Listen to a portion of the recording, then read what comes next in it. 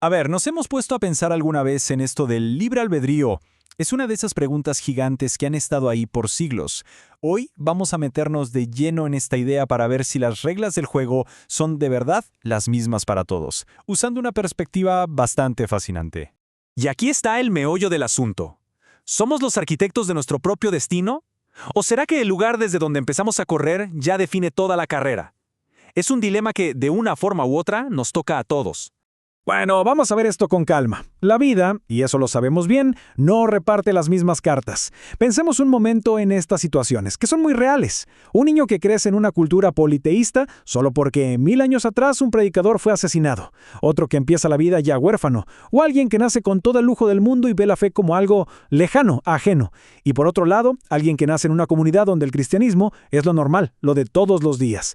Las diferencias son enormes, ¿no? Entonces, ¿cómo se puede equilibrar esta aparente injusticia? Aquí es donde entra en juego un principio que es clave para entender todo, el de la proporcionalidad. Y esta cita lo deja clarísimo. Es, digamos, el corazón del argumento que vamos a analizar.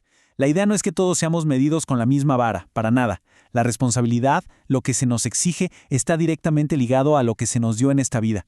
Miren cómo funciona esto en la práctica. A una persona que nace, por ejemplo, en un lugar donde es casi imposible recibir una formación religiosa o que vive bajo un régimen que lo prohíbe, pues se le exige menos. Pero por otro lado, a quien tiene la libertad de ir a un templo y de expresar su fe sin problemas, a esa persona se le exige mucho más. Es como una especie de contabilidad divina, pero ajustada a las circunstancias de cada quien. Ahora pasemos a otro tema, las excusas. Porque muchas veces se confunde el libre albedrío con una especie de libertad sin límites, y eso nos lleva a justificar casi cualquier cosa. Esta es la objeción más común, ¿cierto? Si mis decisiones pueden tener consecuencias malas, como, no sé, ir al infierno, entonces no soy libre de verdad. Es una idea que el texto que analizamos enfrenta de una manera muy directa. Y la respuesta, la verdad, es bastante contundente. El argumento es que tener libre albedrío no significa que podamos desafiar la realidad física. O sea, el hecho de que no podamos convertirnos en un burro no nos quita la libertad de elegir. Simplemente pone nuestras elecciones dentro de los límites de lo que es posible. Así que el punto clave es este. La libertad va de la mano con la responsabilidad. Querer lanzarse por una ventana y no hacerse daño no tiene que ver con el albedrío. Es simplemente negar la causa y el efecto. Usar excusas para evitar las consecuencias de nuestras acciones, el texto lo describe sin rodeos. Es cobardía. Ok, ya vimos lo que no es. Entonces, la pregunta lógica es, ¿y para qué sirve? ¿Cuál es el propósito final de tener esta capacidad de elegir? La definición que se nos da es muy profunda. No se trata de poder elegir entre 1000 cosas triviales del día a día.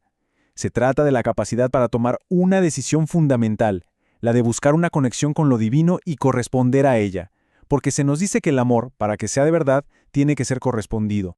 Y ojo, este concepto no surgió así de la nada. Fue todo un proceso de aprendizaje que tomó generaciones, casi como madura nuestro propio cerebro. Primero, vinieron las reglas claras y firmes del Sinaí, que eran lo que se necesitaba para un entendimiento más básico. Después llegaron los profetas, que empezaron a anunciar un camino más espiritual, más profundo. Y finalmente llegó Jesús como el ejemplo vivo del comportamiento perfecto. La historia de Pedro es el ejemplo perfecto de esta evolución. Al principio para él el amor y la lealtad significaban proteger a Jesús a la fuerza, pero después de negarlo aprendió la lección más dura de todas, que el verdadero amor se demuestra en la vulnerabilidad, en el sacrificio, tanto así que al final entregó su propia vida. Y todo este aprendizaje, esta maduración que vemos en Pedro sobre cómo usar su voluntad, nos lleva directo a la conclusión. Si la responsabilidad es proporcional y el propósito es la conexión, ¿cómo se mide todo al final? Bueno, la respuesta está en lo que hacemos. Y esto hace que la fe aterrice en el día a día. No es algo abstracto nada más. Valorar la justicia y ponerla en práctica, tratar al otro como un ser humano, esos actos ya son una forma de alabanza, una manera de actuar como Dios quiere, incluso sin ser consciente de ello. Y hay algo de misterio en todo esto, ¿no? Una idea muy bonita de que, incluso en la rutina, cuando parece que no pasa nada, en realidad están ocurriendo cosas maravillosas, obras de Dios que son tan sutiles que ni las notamos. Y cerramos con esta frase que de verdad lo resume todo. La justicia divina no es solo una cosa, es una balanza perfecta entre la misericordia y la severidad.